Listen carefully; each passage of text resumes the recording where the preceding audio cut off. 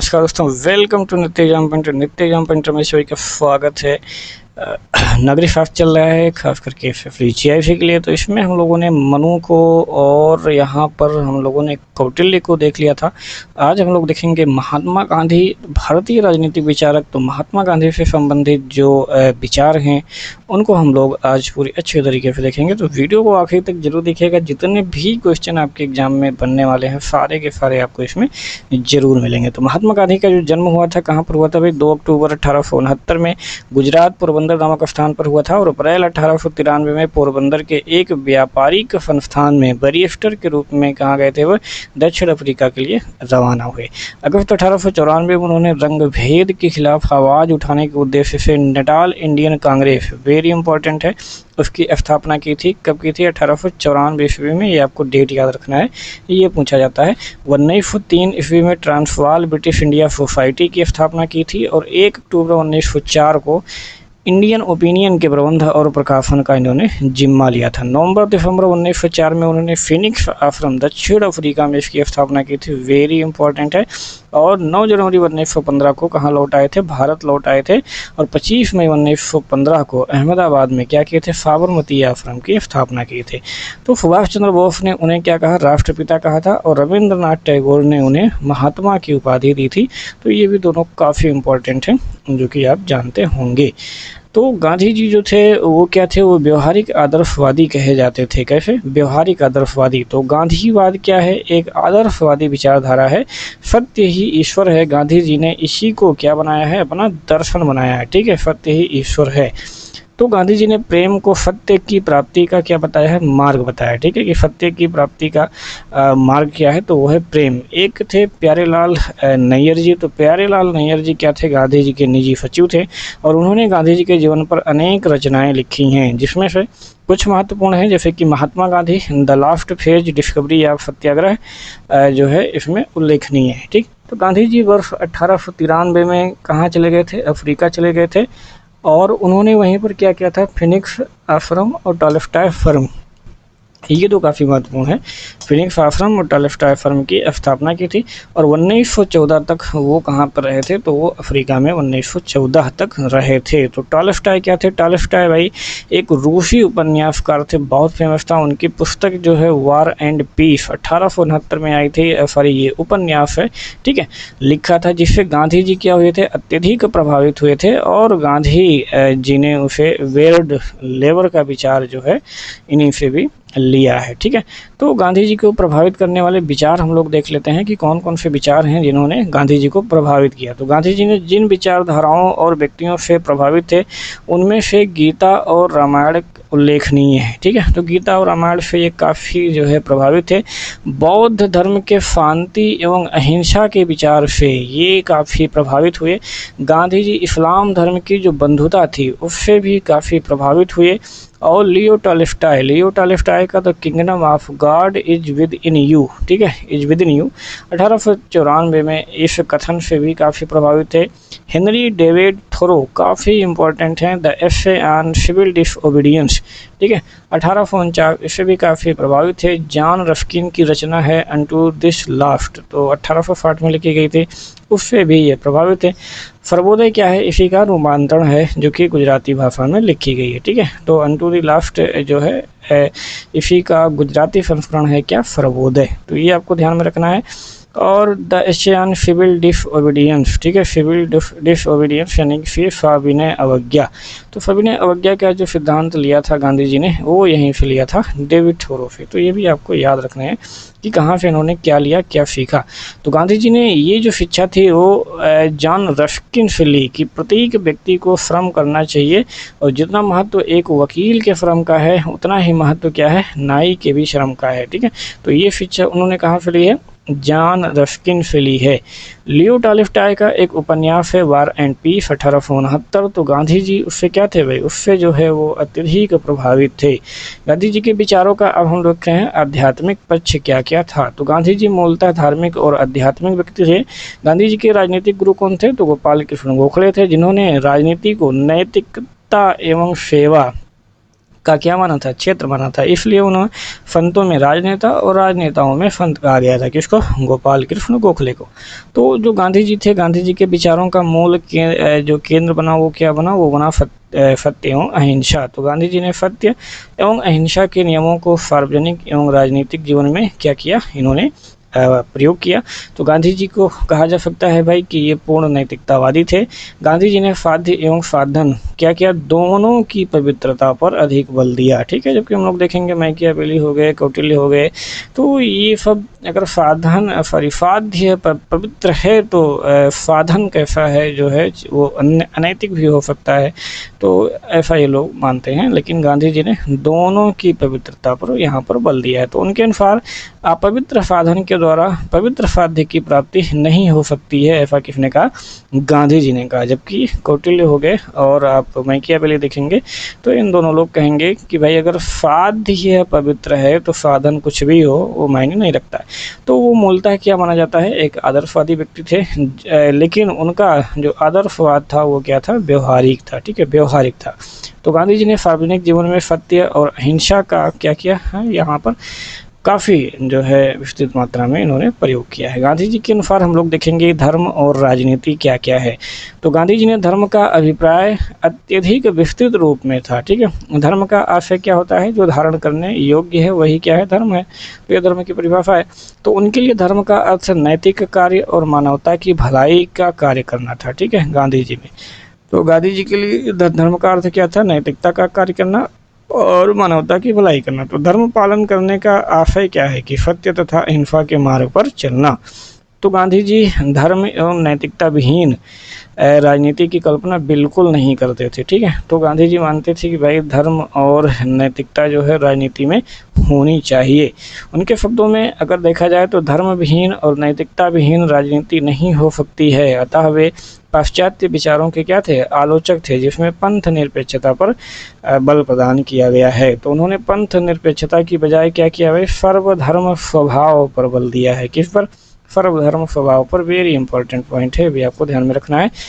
अब आइए हम लोग देखते हैं गांधी जी के अनुसार सत्य और अहिंसा क्या क्या है। तो गांधी जी ने अपनी आत्मकथा, हम लोग जानते हैं सत्य के प्रयोग, the story of my experiments with truth. तो उन्होंने सत्य के लिए कोई अलग ईश्वर नहीं होता है। ठीक है, ये कहा था। अहिंसा की जो साधना है, अहिंसा की साधना से सत्य को प्राप्त किया जा सकता है, और सत्य की ओर ले जाने वाला मार्ग क्या है, तो वो है अहिंसा। ठीक है, यानी अहिंसा के से जो है सत्य को प्राप्त किया जा सकता है।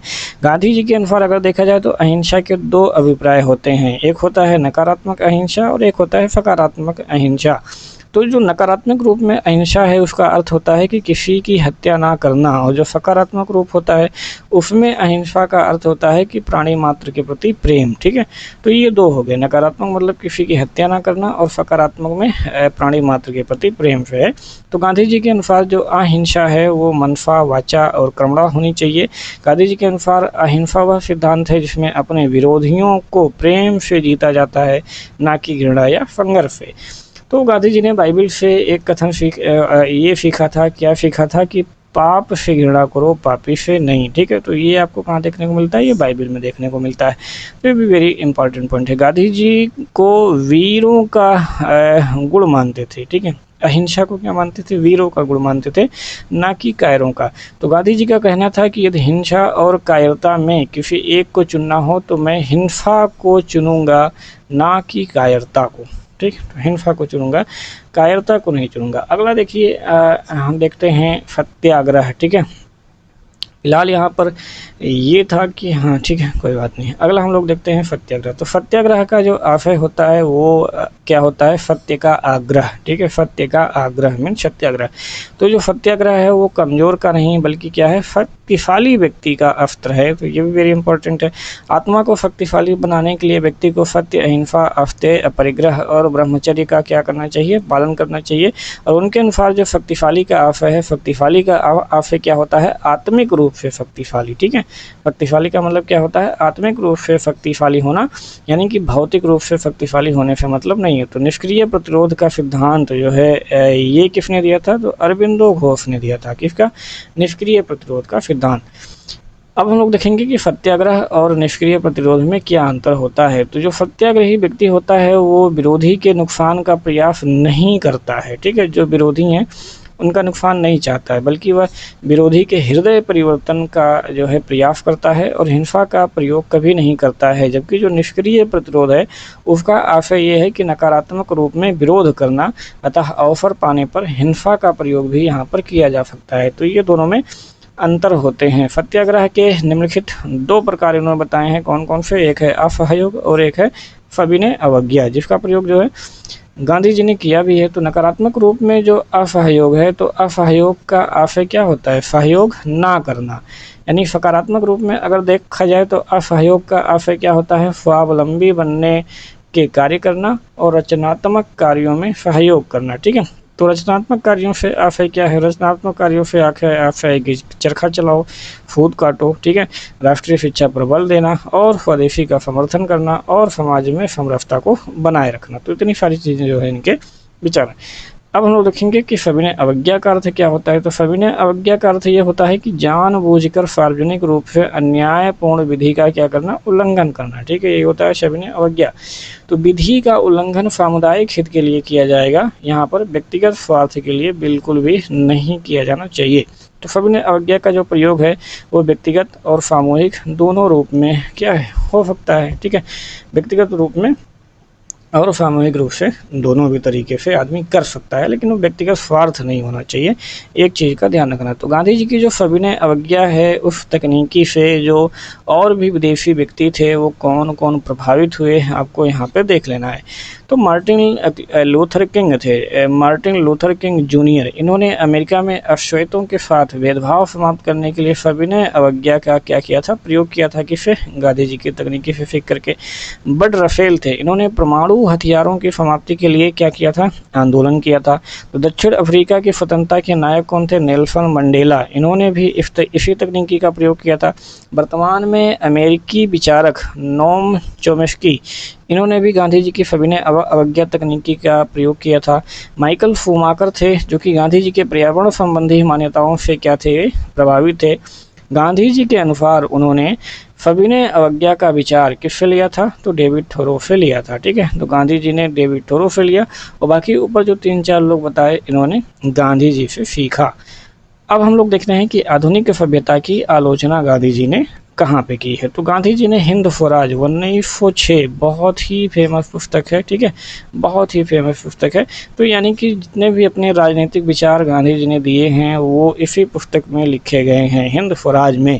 तो हिंद स्वराज 1906 में आधुनिक सभ्यता की इन्होंने क्या की है, कड़ी आलोचना की है। उन्होंने रेल हो गए, वकील हो गए, डॉक्टर हो गए, इन सब की भी इसमें क्या की है, आलोचना की है। तो गांधी जी के अनुसार सभ्यता का आशय क्या है, तो सभ्यता का आशय है भौतिकता एवं मशीनों का विकास नहीं है, ठीक है। तो इन्होंने कहा कि भाई सभ्यता का आशय भौतिकता और मशीनों का विकास नहीं है, सभ्यता क्या होनी चाहिए, मानवीय और आत्मा का विकास है, ठीक है। तो भौतिकता और मशीनों का विकास नहीं होता है सभ्यता, सभ्यता क्या होती है, मानवीय और आत्मा का विकास होता है, ये कहा था गांधी जी ने। तो गांधी जी पाश्चात्य सभ्यता के क्या थे भाई, बहुत कड़े आलोचक थे। गांधी जी के अनुसार पाश्चात्य जो सभ्यता है वो क्या है, भौतिकवादी है तथा वहाँ शक्तियों का केंद्रीयकरण है। आर्थिक तथा राजनीतिक दोनों रूपों में इस केंद्रीयकरण से क्या होती है, हिंसा उत्पन्न होती है, जिसके पक्ष में गांधी जी बिल्कुल नहीं थे। अब लोग देखते हैं राज्य का विचार। तो गांधी जी को दार्शनिक अराजकतावादी भी कहा जाता है, वेरी इंपॉर्टेंट पॉइंट है, नोट कर लेना, ठीक है। अथवा उन्हें जो है शांतिवादी अराजकतावादी भी कहा जाता है। तो दार्शनिक अराजकतावादी या शांतिवादी अराजकतावादी कहा जाता है, क्योंकि सत्याग्रही और अहिंसात्मक नैतिक व्यक्ति के लिए राज्य की कोई आवश्यकता क्या होगी, नहीं होगी, ठीक है। तो ये क्या बोलते हैं भाई, ये राज्य की आवश्यकता को नकार देते हैं। तो गांधी जी ने राज्य को क्या कहा है, आत्मा रहित मशीन कहा है, जिसके द्वारा हिंसा का संगठित प्रयोग किया जाता है। तो गांधी जी राज्य नामक संस्था का क्या करते हैं, विरोध करते थे, ठीक है, कि राज्य नामक संस्था नहीं होनी चाहिए, क्योंकि गांधी जी के अनुसार जो आदर्श व्यवस्था है, आदर्श व्यवस्था में राज्य की कोई आवश्यकता नहीं होती है, इसीलिए उन्हें क्या कहा जाता है, दार्शनिक अराजकतावादी कहा जाता है। तो राज्य की हिंसा व्यक्ति की हिंसा से क्या होती है, भयानक होती है। तो उन्होंने इन सब मामलों में राज्य को जो है नकार दिया था। गांधी जी ने समूची पाश्चात्य सभ्यता की क्या की थी, आलोचना की थी। उन्होंने संसदीय लोकतंत्र और बहुमत के शासन एवं दलीय प्रणाली को भी पूर्ण रूप से क्या कर दिया था, अस्वीकृत कर दिया था। ठीक है, संसदीय लोकतंत्र को भी इन्होंने अस्वीकृत कर दिया था। वेरी इंपॉर्टेंट पॉइंट है, ये ध्यान में रखना है। तो बहुमत का शासन जो है इसको भी इन्होंने अस्वीकृत कर दिया था। दलीय जो प्रणाली है उसको भी अस्वीकृत कर दिया था। सबसे इम्पोर्टेंट पॉइंट यहीं से आपके क्वेश्चन बनते हैं और समझ नहीं पाएंगे कि गांधी जी इसके आलोचक क्यों थे। तो गांधी जी ने संसद को, जो ब्रिटिश संसद थी या यहाँ की भी संसद थी, उसको क्या कहा था, बांझ औरत कहा था। वेरी वेरी इंपॉर्टेंट, कई बार एग्जाम में आया है। तो गांधी जी के अनुसार जो समूची पाश्चात्य सभ्यता है उसमें शक्तियों का केंद्रीकरण पाया जाता है, इसलिए समाज क्या अहिंसात्मक नहीं हो सकता है। ठीक है, उसमें हिंसा की भावना पाई जाएगी। इसलिए गांधी जी क्या करते थे, विकेंद्रित शासन के समर्थक थे। किसके, विकेंद्रित शासन के समर्थक थे। तो गांधी जी के लिए जो आदर्श राज्य होगा वो क्या होगा भाई, राम राज्य होगा। ठीक है, परंतु व्यवहारिक रूप में उन्होंने पंचायती राज का भी समर्थन किया है। पंचायती राज का उन्होंने क्या किया, समर्थन किया है। तो गांधी जी का जो राम राज्य होगा वो गाँवों का एक संघ होगा। क्या होगा, गाँवों का एक संघ होगा। गांधी जी के अनुसार शहरों में रहने वाले जो व्यक्ति हैं वो, शहरों में व्यक्ति रहते हैं। गांधी जी के अनुसार क्या कहा था गांधी जी ने, कि शहरों में व्यक्ति रहते हैं लेकिन गाँव में देवता का निवास होता था। इसलिए उन्होंने राम राज्य की जो है स्थापना की बात की। और राम राज्य क्या होगा भाई, गाँवों का एक संघ होगा। ठीक है, तो उनके अनुसार राजनीति का आशय क्या है, तो राजनीति का आशय है कि लोक नीति या लोक कल्याणकार है। ठीक है, शक्ति के लिए संघर्ष नहीं। आजकल हम लोग देखते हैं भाई, लोग शक्ति के लिए ही संघर्ष करते रहते हैं। ठीक है, तो ये राजनीति नहीं है। गांधी जी ने कहा था कि राजनीति का मतलब क्या है, लोक नीति या फिर लोक कल्याण है। तो उन्होंने विकेंद्रित शासन का समर्थन करते हुए गांव को मूल इकाई माना था। ठीक है, और उनके अनुसार कहा था कि जो गांव के लोग हैं वो जनपद से प्रांत और प्रांत के लोग अखिल भारतीय प्रतिनिधियों का क्या करेंगे, निर्माण करें। तो गांधी जी क्या थे भाई, गांधी जी सबसे बड़े लोकतंत्रवादी, समाजवादी और व्यक्तिवादी थे। परंतु पाश्चात्य अर्थ में ये बिल्कुल नहीं है, ये भारतीय अर्थ में है। ठीक है, अधिकारों का विचार अगर देखा जाए तो गांधी जी एक बड़े व्यक्तिवादी विचारक थे, परंतु उनका जो व्यक्तिवाद था वो नैतिक था। ठीक है, तो यहाँ से आपको ध्यान में रखना, नैतिक था। उनके अनुसार यदि प्रत्येक व्यक्ति अपने कर्तव्यों का पालन करे तो व्यक्तियों के बीच अधिकारों के लिए क्या होगा, संघर्ष होगा ही नहीं। अगला हम लोग देखेंगे स्वराज। स्वराज मतलब कि स्वातंत्रता। तो गांधी जी का जो मूल उद्देश्य था वो था स्वराज की प्राप्ति करना। स्वराज का मूल ये जो स्वराज शब्द है ये मूलतः कहाँ से लिया गया है, उपनिषदों से लिया गया है। ठीक है, जिसका आशय क्या होता है, स्वयं पर शासन। स्वयं पर शासन या फिर उसे बोलते हैं स्वशासन या फिर इंग्लिश में बोलते हैं सेल्फ रूल। तो स्वराज का जो नैतिक और आध्यात्मिक है, स्वराज के नैतिक, आध्यात्मिक एवं राजनीतिक ये दोनों अर्थ माने जाते हैं। तो नैतिक एवं आध्यात्मिक रूप में स्वराज का अर्थ क्या होता है, स्वशासन या आत्मनियंत्रित होना होता है। जबकि राजनीतिक रूप में देखा जाए तो स्वराज का आशय क्या है, लोगों द्वारा अपना शासन स्वयं करना। ठीक है, तो स्वराज शब्द का जो व्यवस्थित प्रयोग है वो सर्वप्रथम किसने किया था, वो किया था बाल गंगाधर तिलक ने। तो ये भी अगेन काफ़ी वेरी इंपॉर्टेंट पॉइंट है जो कि आपको जानना है। अब हम लोग अगर देखें कि तिलक ने सबसे पहले प्रयोग किया था, तो तिलक के अनुसार स्वराज के अर्थ कौन कौन से थे। तो स्वराज के अनुसार, तिलक के अनुसार स्वराज के निम्न अर्थ हैं। कौन कौन से, स्वराज का आशय है एक ही धर्म या प्रजाति के लोगों पर समान धर्म या प्रजाति के लोगों का शासन। स्वराज का अभिप्राय है कि उत्तरदायी एवं सहमति पर आधारित शासन। स्वराज का आशय है कि लोगों की राजनीतिक प्रक्रिया में क्या हो, सहभागिता हो। स्वराज का प्रयोग डोमिनियन स्टेट के रूप में किया और इसलिए भारतीय राष्ट्रीय आंदोलन में स्वराज एवं पूर्ण स्वराज में क्या किया गया था, यहाँ पर अंतर किया जाता है। पूर्ण स्वराज की मांग कब की गई थी, वर्ष 1929 में कांग्रेस का जो लाहौर अधिवेशन था तो उसमें रखा गया था। ठीक है, तो इसलिए सारी चीज़ें की गई। अब हम लोग देखते हैं गांधी जी का आर्थिक पक्ष। तो गांधी जी का जो आर्थिक पक्ष है वो सबसे पहले उसमें आता है ट्रस्टीशिप का सिद्धांत। ठीक है, जिसका ट्रस्टीशिप का सिद्धांत, तो जो ट्रस्टीशिप का सिद्धांत है उसके अनुसार जो संपत्तिशाली व्यक्ति है वो अपनी संपत्ति का मालिक नहीं है बल्कि क्या है, बल्कि वो ट्रस्टी है। तो ये आपको यहाँ पे ध्यान में रखना है। गांधी जी अरस्तू के इस सिद्धांत के समर्थक थे कि संपत्ति में व्यक्तिगत होना चाहिए और जो उपभोग होना चाहिए वो सार्वजनिक होना चाहिए। ठीक है, यानी संपत्ति व्यक्तिगत हो लेकिन उसका उपभोग सार्वजनिक हो। गांधी जी ने भारत में पूंजीपतियों को अपनी संपत्ति को व्यक्तिगत नहीं बल्कि संपूर्ण समाज की धरोहर समझने देने को कहा था। इस हेतु पूंजीपतियों से हृदय परिवर्तन की इन्होंने मांग की थी। तो इस सिद्धांत के अनुसार जो ईश्वर है वो क्या है, संपत्ति का मालिक है, और व्यक्ति क्या है, उस संपत्ति का ट्रस्टी है। ठीक है, तो ये चीज़ें इन्होंने सिद्धांत दी थी। तो गांधी जी का प्रसिद्ध कथन है कि प्रकृति के द्वारा सभी को आवश्यकताओं के लिए पर्याप्त सामग्री उपलब्ध है, लेकिन किसी भी एक व्यक्ति के लालच के लिए प्रकृति में संपदा का अभाव है। वेरी वेरी वेरी इंपॉर्टेंट ये आपका पॉइंट है। तो इसलिए गांधीवादी विचारधारा में दान पर अत्यधिक महत्व दिया गया है। ठीक है, तो उन्होंने दान के कई रूप भी बताए हैं। ठीक है, कौन कौन से रूप हैं, श्रमदान, संपत्ति दान, भूमि दान और ग्राम दान। तो गांधी जी ने कुटीर उद्योग और लघु उद्योग का यहाँ पर समर्थन किया है, क्योंकि इससे क्या होगा, इससे होगा संपत्ति का विकेंद्रीयकरण। ठीक है, यानी संपत्ति का केंद्रीकरण नहीं होगा, तो यानी क्या हो जाएगा, विकेंद्रीकरण। Very very important. ठीक है, चलिए आगे बढ़ते हैं हम लोग और देखते हैं गांधीवादी जो विचारधारा थी वो भारत जैसे श्रम प्रधान देश के लिए अत्यधिक व्यवहारिक थी। इसलिए वो भारी मशीन के विरोधी थे, और लेकिन जो मशीन मात्र के विरोधी नहीं थे, क्योंकि चरखा भी क्या थी, एक मशीन थी, भारी मशीन के विरोधी थे केवल। तो गांधी जी के अनुसार प्रत्येक व्यक्ति को क्या करना चाहिए, श्रम करना चाहिए। गांधी का अगर सामाजिक पक्ष देखें, यानी कि सामाजिक पक्ष क्या होता है भाई, वो होता है सर्वोदय। तो जो सर्वोदय का अर्थ होता है, सर्वोदय, सर्व का उदय, यानी कि सबका उत्थान। तो गांधी जी के अनुसार सर्वोदय उस विचारधारा की ओर संकेत करता है जो कि सत्य और अहिंसा पर आधारित होता है, और समाज में किसी के प्रति क्या हो, बैर ना हो। तो इस प्रकार से क्या होगा, ये वर्ग सहयोग पर आधारित है। किस पर, वर्ग सहयोग पर। तो गांधी जी का जो सर्वोदय है उसका विचार समाजवाद का क्या माना जाता है, समाजवाद का विकल्प माना जाता है, समाजवाद के विकल्प के रूप में इसको देखा जाता है। गांधी जी के अलावा अन्य सर्वोदयी विचारक अगर देखा जाए तो जयप्रकाश नारायण भी थे, दादा धर्माधिकारी भी थे, धीरेन्द्र मजूमदार थे, और केसी मफरूवाला थे, और दीनक राव देव हैं। विनोबा भावे सबसे सर्वाधिक प्रख्यात सर्वोदयी थे। तो यहाँ पर भी आपको यहाँ से इसको ध्यान रखना है। संविधान सभा में जो एन अग्रवाल थे वो भी प्रसिद्ध जो है गांधीवादी थे। ठीक, चलो तो सर्वोदय क्या है। सर्वोदय अगर पहले भी आपको बताया गया कि जॉन रस्किन की रचना है क्या, अनटू दिस लास्ट, ये आई थी 1960 में, उसी का गुजराती अनुवाद है Sarvodaya. Very very important point ये भी है, ये जो सर्वोदय है कहाँ से आया है। तो जॉन रस्किन के विचारों से उन्होंने निम्नलिखित विचार लिए। कौन कौन से विचार, कि व्यक्ति की भलाई ही समाज की, व्यक्ति की जो भलाई है वो समाज की भलाई में निहित है।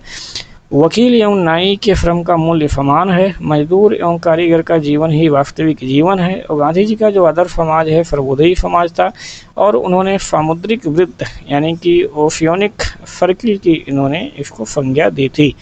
तो जिसके अनुसार क्या होता है भाई, जो ओशियानिक सर्किल है उसके अनुसार कि जो व्यक्ति है वो परिवार की भलाई के लिए कार्य करेगा, परिवार गांव की भलाई के लिए कार्य करेगा, और गांव जो है गांव वासियों के द्वारा तालुका की भलाई के लिए काम किया जाएगा।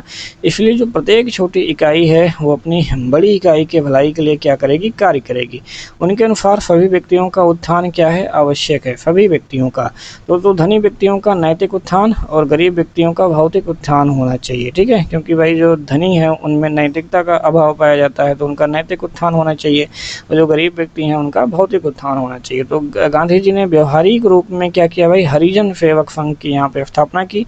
गांधी जी ने वर्णाश्रम व्यवस्था को स्वीकार किया। Very very very important. ठीक है, वर्णाश्रम व्यवस्था को इन्होंने स्वीकार किया, यद्यपि उन्होंने इसको जन्म से नहीं माना। ठीक है, इन्होंने कहा कि ये कर्म पर आधारित होगा। ये भी very very very important point है, उसको भी आपको नोट रखना है कि वर्णाश्रम के ये समर्थक थे, लेकिन जन्म आधारित नहीं, कर्म आधारित जो है वो मानते थे। नई तालीम, ठीक है, तो लगभग ये बुकों में नहीं मिलती है, अब की बार पीजीटी में पूछा गया था नई तालीम क्या है। तो नई तालीम के द्वारा गांधी जी ने क्या किया, पश्चिमी शिक्षा का प्रभावी विकल्प प्रस्तुत किया था। ठीक है, कि पश्चिमी शिक्षा जो इस समय भाई लागू है या चल रही है, लोग उसकी तरफ भाग रहे हैं, तो उसके विकल्प के रूप में इसको प्रस्तुत किया था कि जो शिक्षा होगी वो मातृभाषा में दी जानी चाहिए। शिक्षा में चरित्र विकास, सादगी और शारीरिक शिक्षा पर बल दिया जाना चाहिए।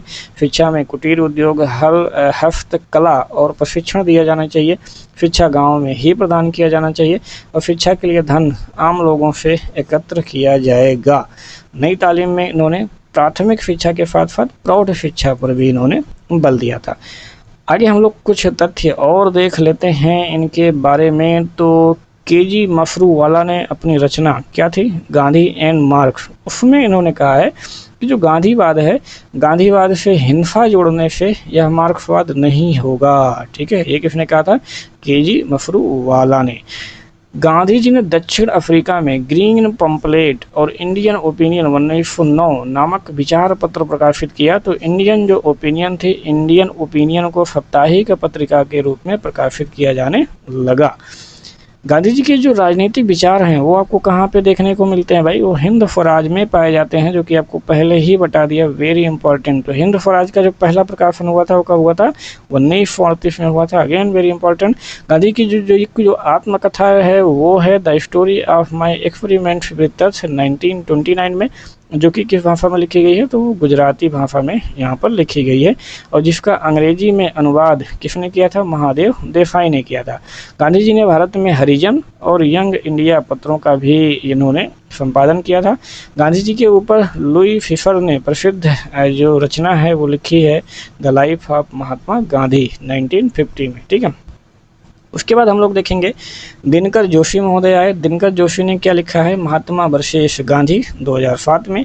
रामचंद्र गुहा, इन्होंने लिखा है India after Gandhi, the history of the world's largest democracy 2007।